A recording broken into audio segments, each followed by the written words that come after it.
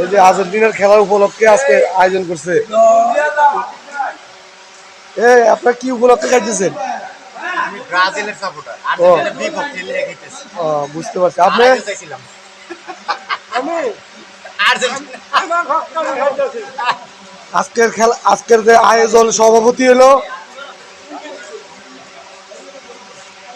এই যে এরা ব্রাজিলের সাপোর্টার না?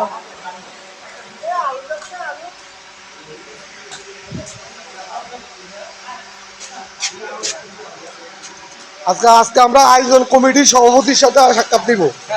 কিছু বলেন, এটা আজকের খেলাটা বলো, কিছু বলো। কি উপলক্ষে খাওয়াচ্ছ? কি না না সাক্ষাৎ দিয়ে দাও।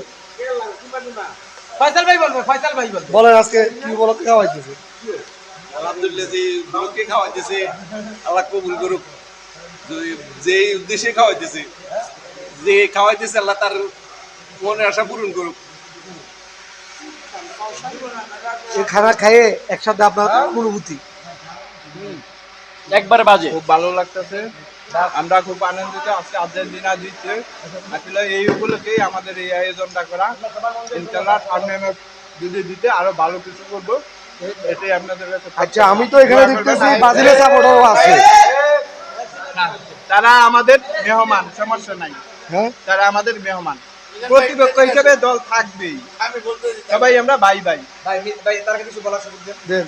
ঘটনা হচ্ছে এটা, যদি আমরা আর্জেন্টিনা মনে করে যদি আমরা রিজিক খাই তাহলে পেটের থেকে পাথর হয়ে যাবো। কারণ ইহুদির সাপোর্ট করে যদি মনে করে জিতছে, কেউ যদি আমরা খাবার খাই, এটা পেটের ভিতরে পাথর হয়ে ঘাস হয়ে পেটে যাবো। কারণ আর্জেন্টিনা ব্রাজিল দুটোই ইহুদি দেশ, আমরা হলো মিশর, আমাদের ভাইয়ের দেশ। ভাই বাংলাদেশের আওয়ামী লীগ আর আর্জেন্টিনা এক কোয়ালিটি ভাই।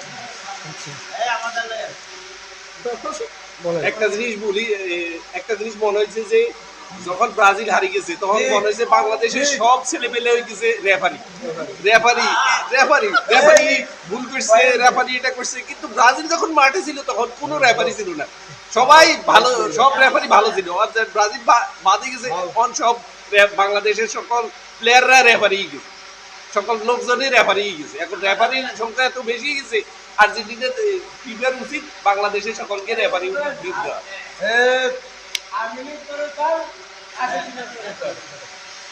ঘটনা হচ্ছে ব্রাজিল যেই হারছে, হারার পরে এখন এরা মানে ব্রাজিলিয়ান হুজুর হয়ে গেছে।